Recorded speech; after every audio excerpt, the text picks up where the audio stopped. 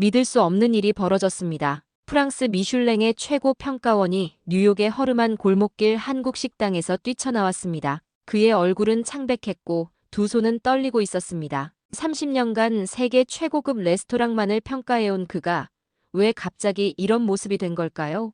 도대체 그 작은 식당에서 무슨 일이 있었던 건지 지금 바로 만나보겠습니다. 여기서 잠깐 여러분들의 구독과 좋아요는 영상 제작에 아주 큰 힘이 됩니다. 저는 프랑스 미슐랭 가이드의 수석 평가원 피에르 루카스라고 합니다. 30년 동안 세계 최고급 레스토랑들의 별을 매겨온 사람이죠. 파리의 미슐랭 본사에서 가장 신뢰받는 평가원이라는 명성이 있었지만 그 자리를 지키는 것은 결코 쉽지 않았습니다. 하루에 최소 5곳의 레스토랑을 방문해야 하는 빡빡한 일정, 완벽한 익명성을 위해 가족들에게조차 직업을 숨겨야 하는 삶. 누구나 부러워하는 직업이지만 실상은 외로운 싸움의 연속이었죠. 10달 중 8달은 전 세계를 떠돌며 평가를 해야 했고 매번 호텔을 옮겨 다니며 지내야 했죠. 그동안 수많은 레스토랑을 평가해왔습니다. 파리의 3스타 레스토랑부터 도쿄의 스시바까지 세계 각국의 최고급 레스토랑들을 방문했죠. 매년 100개가 넘는 레스토랑을 평가하면서 저는 완벽한 맛이라는 것이 무엇인지 정의 내리려 노력했습니다. 하지만 최근 들어 이상한 감정이 들기 시작했어요. 그날도 뉴욕의 어느 최고급 레스토랑에서 코스 요리를 맛보고 있었습니다. 완벽한 플레이팅, 최상급 식재료, 정교한 기술. 하지만 제 마음은 공허했죠. $1000짜리 트러플 소스는 이제 그저 짙은 갈색 액체처럼 보였고 완벽하게 구워진 와규 스테이크도 그저 고기 한 점일 뿐이었습니다. 저는 메모장을 꺼내 평소처럼 5가지 평가 항목을 확인했습니다. 재료의 품질, 요리 기술과 풍미, 셰프의 창의성, 가격 대비 가치, 그리고 방문할 때마다의 일관성. 수천 번을 봐온 평가표였지만 오늘따라 이 기계적인 항목들이 무의미하게 느껴졌어요. 같은 레스토랑을 최소 3번은 방문해야 했고 매번 다른 메뉴를 주문하며 일관성을 체크해야 했죠. 30년 전 아버지는 프랑스의 작은 마을에서 소박한 비스트로를 운영하셨습니다. 고급 재료도 화려한 기술도 없었지만 손님들은 항상 행복한 얼굴로 식사를 마쳤어요. 어린 시절에 저는 아버지의 레스토랑이 부끄러웠습니다. 더 높은 곳을 향해 날아오르고 싶었죠. 그래서 파리로 유학을 떠났습니다. 프랑스 최고의 요리 학교를 졸업한 후 미슐랭 스타 레스토랑에서 10년간 수석 셰프로 일했어요. 그러다 운명처럼 미슐랭 평가원이 될 기회가 찾아왔습니다. 극소수에게만 주어지는 기회였죠. 6개월간의 강도 높은 트레이닝을 받으며 익명성을 유지하는 법부터 음식을 분석하고 평가하는 방법까지 모든 것을 배웠습니다. 하지만 이상하게도 성공의 정점에 서 있는 지금 오히려 그 시절이 그리워졌어요. 아버지의 식당에서 풍기던 갓 구운 빵 냄새, 손님들과 나누던 따뜻한 대화, 그리고 무엇보다 그 소박하지만 진심이 담긴 요리들. 지금의 제가 평가하는 최고급 레스토랑들과는 분명 무언가가 달랐습니다. 그날도 평가를 마치고 호텔로 돌아가는 길이었어요. 뉴욕의 밤거리를 걸으며 깊은 생각에 잠겼습니다. 화려한 네온사인들 사이로 희미하게 보이는 달빛이 마치 저를 조롱하는 것 같았죠. 30년 동안 쌓아온 경력이 갑자기 무의미하게 느껴졌습니다. 한 달 전에는 도쿄의 레스토랑을 방문했었죠. 그곳의 셰프는 40년간 오직 초밥만을 만들어온 장인이었습니다. 하지만 저는 그의 음식에서도 더 이상 감동을 찾을 수 없었어요. 마치 수식처럼 완벽하지만 영혼이 없는 요리였달까요? 곧 저는 또 다른 도시로 떠나야 했습니다. 끝없는 평가의 연속, 그리고 점점 무뎌져가는 감각. 이것이 내가 그토록 꿈꾸던 미식평론가의 삶이었는지 무언가 다른 것.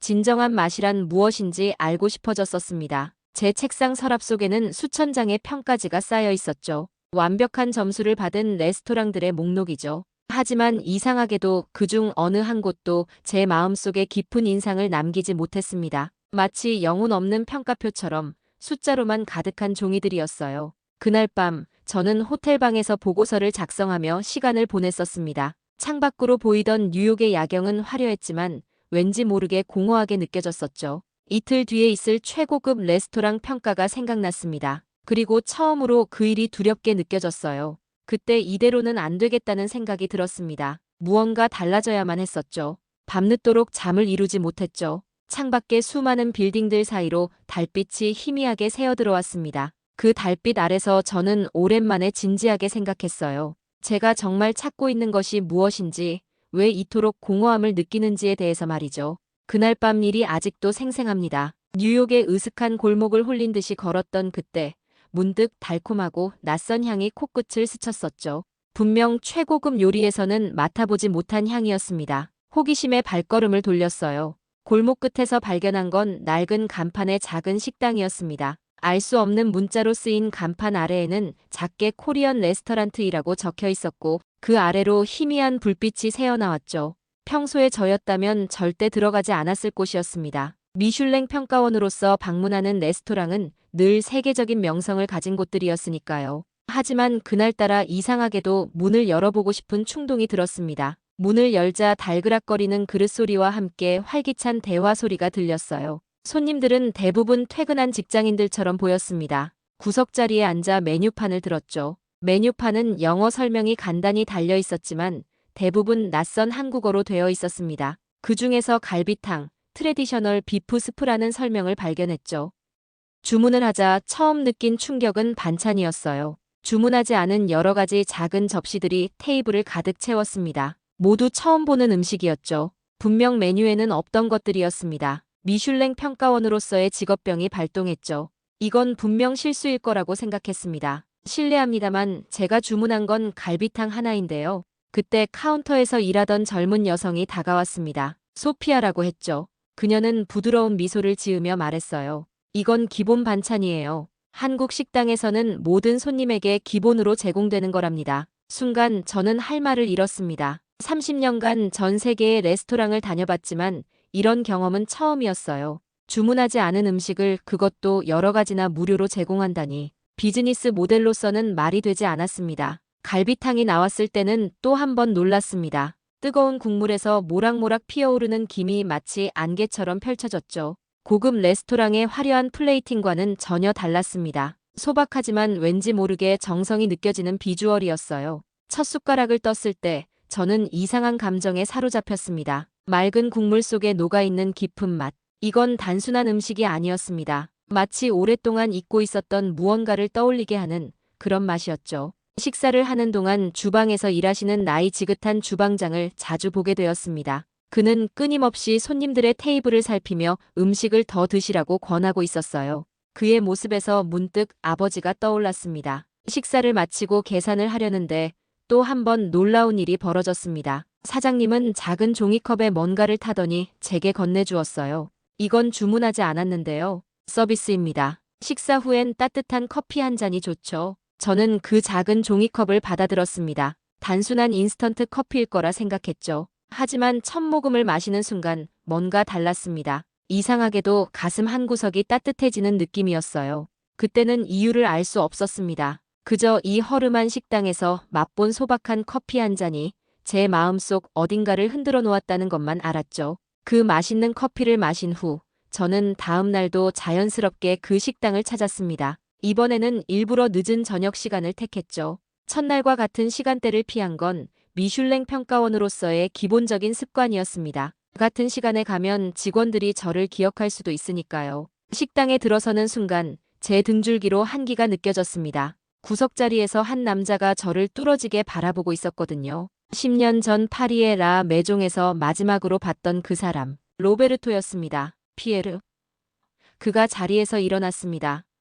세상이 참 좁네. 파리에서 최고의 요리사였던 사람이 뉴욕의 이런 곳에서 밥을 먹다니. 순간 식은땀이 났습니다. 10년 전 로베르토는 라 메종의 수석 셰프였죠. 완벽주의자의 고집불통으로 유명했습니다. 결국 레스토랑 오너와 크게 다투고 사직했다는 소문을 들었는데 그가 이곳에 왜 있는지 의문이 들었죠. 로베르토는 제 맞은편 자리로 다가와 앉았습니다. 그는 여전히 10년 전 그 시절의 오만한 목소리로 제 미각을 시험하려는 듯 음식의 맛에 대해 물었습니다. 그의 말투에는 여전히 라 메종 시절 최고의 셰프였던 그 시절의 거만함이 그대로 묻어났죠. 불편한 침묵이 흘렀습니다. 저도 그도 서로의 현재 직업을 짐작하고 있었지만 입 밖으로 꺼낼 수는 없었죠. 그건 미슐랭의 철칙이니까요. 잠시 후 종업원이 다가와 주문을 받았습니다. 로베르토는 라 메종 시절처럼 거만하게 주문을 했습니다. 기본적인 예의조차 지키지 않는 그의 태도는 10년 전 그대로더군요.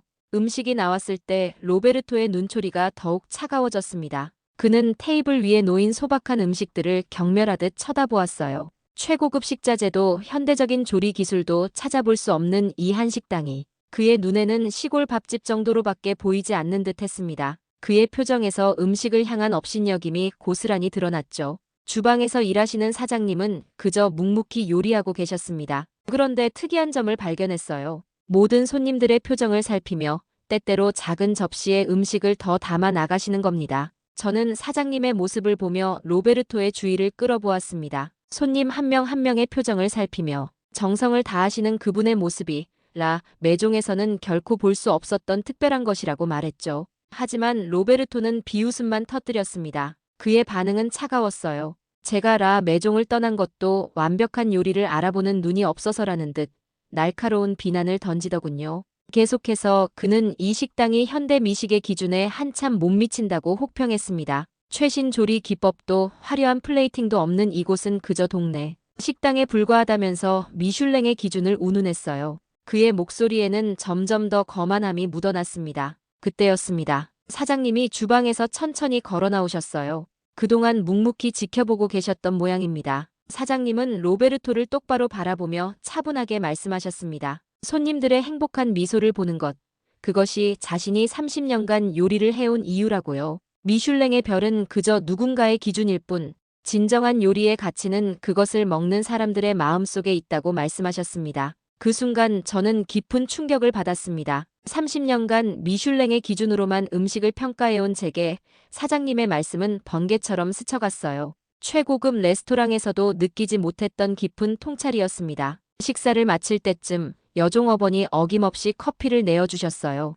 로베르토는 그 작은 종이컵을 한참 동안 쳐다보았습니다. 한때 최고급 와인만을 다루던 제가 이런 소박한 커피를 마시는 것이 못마땅한 듯 긴 한숨과 함께 쓴웃음을 지었습니다. 그는 무언가 말하려다가 입을 다물었고 이내 자리를 떴습니다. 하지만 그의 표정이 조금 달라진 것을 저는 놓치지 않았죠. 그날 밤 저는 오랫동안 잠을 이루지 못했습니다. 요리의 진정한 가치가 무엇인지, 제가 그동안 놓치고 있었던 것은 무엇이었는지 계속해서 생각이 깊어져 갔습니다. 저는 그날 이후로 매일 밤 그 식당을 찾았습니다. 시간이 지날수록 한국 음식의 새로운 매력에 빠져들었어요. 단순해 보이는 음식이지만 깊이가 있었고 정성이 느껴졌죠. 어느 날 저녁, 평소처럼 식사를 하고 있을 때였습니다. 박 사장님이 제게 다가오셨어요. 그동안 제가 음식을 대하는 태도를 유심히 지켜보셨다고 합니다. 식재료 하나하나를 살피고 간이 어떻게 되어 있는지 음미하고 조리 방식을 파악하려 하는 제 모습이 전문가의 눈빛과 같다고 하시더군요. 혹시 셰프신가요? 사장님이 조심스럽게 물으셨습니다. 저는 잠시 당황했어요. 직업을 밝힐 수는 없었지만 완전히 부인하기도 어려웠죠. 죄송하지만 말씀드리기 어려운 위치입니다라고 조심스럽게 답했습니다. 그러자 사장님은 별다른 말씀 없이 알듯 말듯한 미소를 지으셨어요. 그리고는 잠시 기다려달라며 주방으로 들어가셨다가 종이컵 2개를 들고 나오셨습니다. 한 잔은 제게, 한 잔은 사장님 몫이었죠. 이 커피가 우리나라에서 어떤 의미인지 아세요? 사장님이 커피를 앞에 두고 이야기를 시작하셨습니다. 1980년대 한국이 급속도로 발전하던 시절 이야기였어요. 공장에서 사무실에서 시장에서 사람들은 바쁘게 일했고 이 커피 한 잔이 그들의 작은 위로가 되었다고 합니다. 직장인들은 야근할 때 이 커피로 버텼다고 해요. 배고플 때는 이걸로 끼니를 때우기도 했죠. 사장님의 목소리에는 그 시절을 회상하는 듯한 깊이가 있었습니다. 특히 이 커피는 혼자 마시는 게 아니었어요. 힘들 때 동료들과 함께 마시면서 위로도 하고 웃으면서 이야기도 나누고 그러다 보니 어느새 이 작은 커피 한 잔이 우리의 정을 담는 그릇이 된 거죠. 사장님은 계속해서 말씀하셨습니다. 지금도 직장인들은 힘들 때마다 이 커피를 찾는다고요. 회사에서 야근할 때, 중요한 프로젝트를 앞두고 긴장될 때, 동료와 마음을 나누고 싶을 때, 이 소박한 커피 한 잔이면 충분하다고 하셨어요. 보기엔 그저 값싼 인스턴트 커피일 뿐이지만 우리 한국 사람들에겐 특별한 의미가 있어요. 힘들었던 시절의 추억, 함께 나눈 이야기들, 서로를 위로하던 순간들, 그 모든 것이 이 작은 종이컵 속에 담겨 있는 거죠. 저는 커피를 한 모금 마시며 깊은 생각에 잠겼습니다. 지금까지 제가 평가해온 최고급 음식들이 떠올랐어요. 완벽한 맛, 화려한 플레이팅, 최상의 서비스. 하지만 그 어떤 것도 이 소박한 커피가 전하는 따뜻함과는 비교할 수 없었습니다. 그날 밤 호텔로 돌아가는 길에 저는 계속해서 사장님의 말씀을 곱씹었습니다. 음식이란 단순히 맛있고 멋있는 것이 아니라 그 안에 담긴 이야기와 정성, 그리고 사람과 사람을 이어주는 매개체라는 것을 30년간의 평가원 생활에서 한 번도 보지 못했던 진실을 이 작은 커피 한 잔이 가르쳐 준 것이었습니다. 믹스커피에 담긴 의미를 알게 된 후, 저는 그 식당을 전혀 다른 시선으로 바라보게 되었습니다. 매일 밤 식당을 찾으며 이전에는 보지 못했던 것들이 하나둘씩 눈에 들어오기 시작했어요. 서빙을 하던 소피아가 단골 손님의 아이가 학교에서 상을 받았다는 소식을 듣고는 작은 사탕을 건네는 모습, 퇴근길에 들른 직장인이 힘들어 보인다며 박 사장님이 김치찌개에 고기를 더 넣어주시는 장면, 늦은 시간 혼자 찾아온 손님에게 반찬을 더 내어주시며 많이 드세요 하고 걱정해주시는 모습, 이런 작은 순간들이 모여 이 식당만의 특별한 분위기를 만들어내고 있었습니다. 특히 인상 깊었던 건 매일 저녁 찾아오는 할아버지 손님이었어요. 나중에 알고 보니 그분은 10년 전 돌아가신 아내와 함께 즐겨 찾던 곳이라고 합니다. 박 사장님은 그분이 오실 때마다 아내가 좋아하던 된장찌개를 내어주셨어요. 메뉴판에도 없는 특별한 요리였죠. 어느 날은 주방에서 일하시는 모습을 유심히 지켜보았습니다. 사장님은 매일 새벽 일찍 시장에 가서 재료를 고르신다고 해요. 값비싼 재료는 아니었지만 하나하나 정성스럽게 고르고 다듬는 모습이 인상적이었습니다. 특히 김치를 담그실 때는 마치 과학자처럼 세심했어요. 온도와 시간을 체크하며 숙성도를 확인하시는 모습은 미슐랭 스타 레스토랑의 셰프 못지않은 전문성이 느껴졌습니다. 식당 문 앞에는 작은 칠판이 있었어요. 거기에는 오늘의 서비스, 따뜻한 커피라고 적혀 있었죠.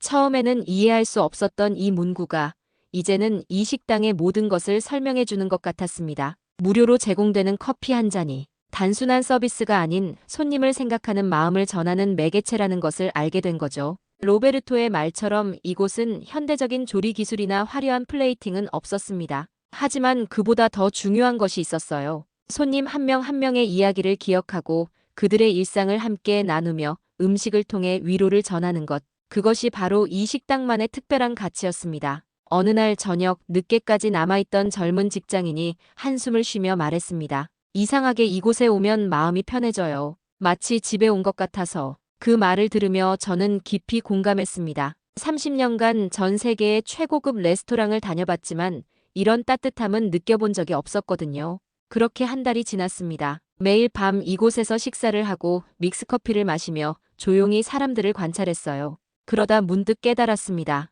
진정한 미식이란 완벽한 맛이나 화려한 기술이 아닌 음식을 통해 전해지는 진심과 그것이 만들어내는 행복한 순간들의 집합이라는 것을요. 며칠 뒤 평소처럼 식당을 찾았습니다. 하지만 이번에는 조금 특별한 마음으로 카메라를 들고 갔어요. 전문 음식 평론가로서 이 작은 식당의 가치를 세상에 알리고 싶었기 때문입니다. 처음으로 주방 안쪽의 모습을 찍어보았습니다. 새벽부터 육수를 끓이시는 박 사장님의 뒷모습, 정성스럽게 김치를 담그시는 손길, 손님들의 표정을 살피며 음식을 내어주시는 순간, 한 장 한 장의 사진에 이 식당만의 특별한 이야기가 담겨갔습니다. 특히 인상적이었던 건 매일 저녁 제공되는 믹스커피 서비스였어요. 작은 종이컵에 담긴 커피 한 잔이 어떻게 사람들의 마음을 따뜻하게 만드는지 그 순간들을 글로 담아보았습니다. 처음에는 제 개인 SNS에 소소하게 올린 글이었어요. 뉴욕에서 발견한 작은 한국, 그리고 커피 한 잔의 마법이라는 제목으로 말이죠.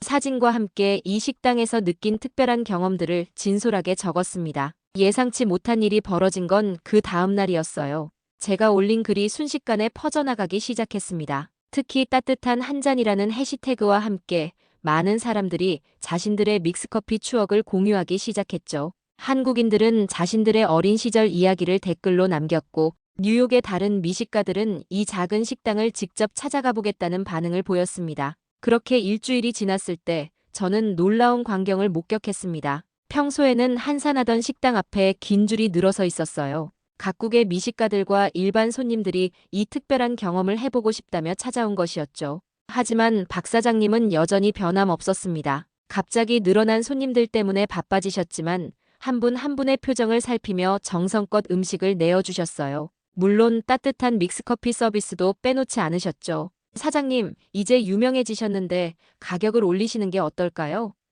제가 조심스레 여쭤보았습니다. 사장님은 빙그레 웃으시며 고개를 저으셨어요. 음식의 가치는 가격으로 매길 수 없는 거예요. 손님들이 편하게 찾을 수 있는 공간, 그게 제가 꿈꾸는 식당이니까요.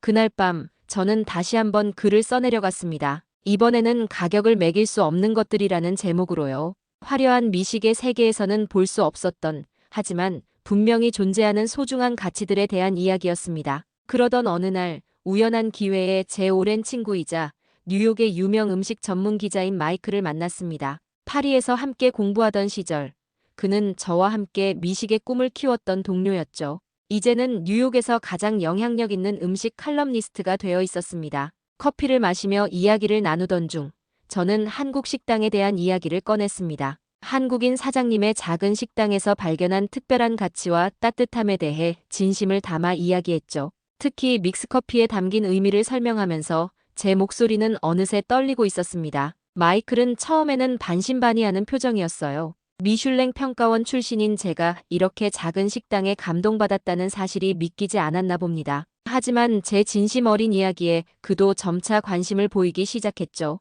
다음 날, 우리는 함께 식당을 찾았습니다. 마이클은 처음에는 평론가의 시선으로 음식을 관찰했지만 식사가 끝나갈 무렵에는 완전히 다른 사람이 되어 있었어요. 특히 박 사장님이 손수 내어주신 믹스커피를 마시며 그의 눈시울이 붉어지는 걸 보았습니다. 이건 단순한 음식이 아니야, 피에르. 마이클이 말했습니다. 이곳에는 우리가 잊고 있었던 무언가가 있어. 그로부터 일주일 후, 마이클은 뉴욕에 숨겨진 보석, 한 잔의 커피가 들려주는 이야기라는 제목의 기사를 썼습니다. 그는 단순히 음식 평론에 그치지 않고 이 작은 식당이 가진 특별한 가치와 의미를 아름답게 담아냈어요. 기사는 폭발적인 반응을 얻었습니다. 전 세계의 미식가들이 관심을 보이기 시작했고 다른 매체들도 앞다투어 식당을 취재하기 시작했어요. 특히 믹스커피에 담긴 한국인들의 정서와 문화는 많은 이들의 마음을 울렸습니다. 어느 날은 프랑스의 유명 셰프가 찾아와서 박 사장님과 이야기를 나누기도 했습니다. 그는 자신의 미슐랭 3스타 레스토랑에서도 이런 따뜻함을 전하고 싶다며 한국의 정문화를 배우고 싶다고 했어요. 변화는 미식계 전반으로 퍼져나갔습니다. 최고급 레스토랑들도 화려한 플레이팅과 완벽한 맛 이상의 무언가를 고민하기 시작했어요. 손님과의 진정성 있는 소통, 음식을 통한 위로와 공감, 이런 가치들이 새롭게 주목받기 시작한 겁니다. 하지만 박 사장님은 여전히 변함없이 그 자리를 지키고 계셨습니다. 늘어난 손님들 속에서도 한 분 한 분의 표정을 살피며 정성껏 음식을 내어주셨어요. 그리고 물론 따뜻한 믹스커피도 빠지지 않았죠. 저는 이제 이해합니다. 진정한 음식의 가치는 단순히 맛이나 기술에 있는 것이 아니라는 걸요. 그것은 사람과 사람 사이를 이어주는 따뜻한 다리이자 지친 영혼을 위로하는 특별한 선물이라는 것을. 그리고 그 깨달음을 준 건 작은 종이컵에 담긴 평범한 커피 한 잔이었습니다. 평가 일정을 마치고 파리로 돌아온 지 일주일이 지났습니다. 오랜만에 찾은 고향의 공기는 달콤했지만 왠지 모르게 허전한 마음이 가시질 않았어요. 매일 저녁 식당에서 마시던 믹스커피가 자꾸 생각났기 때문이었죠. 그러던 어느 날 문득 어머니가 생각났습니다. 아버지가 돌아가신 후 혼자 생활하시는 어머니를 자주 찾아뵙지 못했다는 죄책감이 밀려왔어요. 평가 일정 없는 저녁, 어머니 댁으로 향했습니다. 피에르.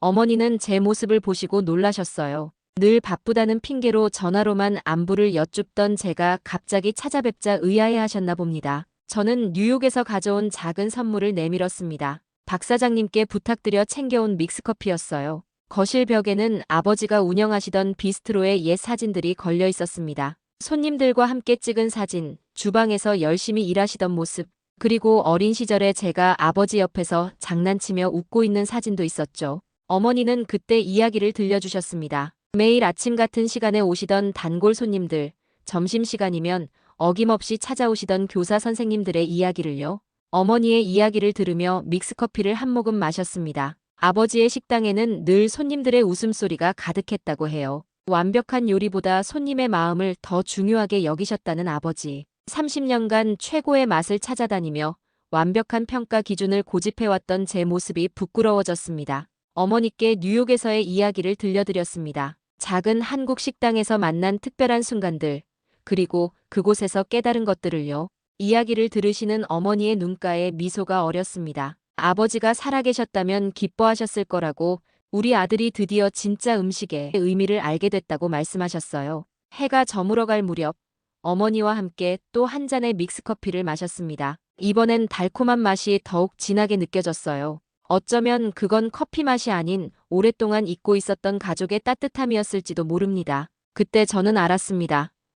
진정한 미식이란 무엇인지를요. 그것은 완벽한 맛이나 최고급 식재료가 아닙니다. 음식을 통해 전해지는 진심, 그리고 그 진심이 만들어내는 특별한 순간. 그것이야말로 제가 평생을 바쳐 찾아야 할 진정한 가치였던 거예요. 뉴욕의 작은 한국 식당에서 시작된 이 특별한 경험은 결국 저를 아버지의 따뜻했던 식당 앞으로 다시 데려왔습니다. 이제 저는 새로운 걸음을 내디디려 합니다. 더 이상 차가운 평가자가 아닌 따뜻한 마음을 가진 미식가로서 말이에요. 오늘 사연 어떠셨나요? 화려한 미식의 세계에서는 볼 수 없었던 한국만의 독특한 정문화를 통해 음식의 새로운 가치를 깨닫게 된 뜻깊은 사연이었습니다. 최고급 레스토랑의 완벽한 요리도 전하지 못한 마음의 온기를 작은 종이컵 하나가 전해줄 수 있다는 것.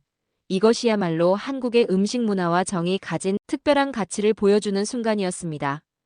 오늘 사연이 재밌으셨다면 좋아요와 댓글 많이 달아주세요. 다음에 더 재밌는 사연으로 돌아오겠습니다.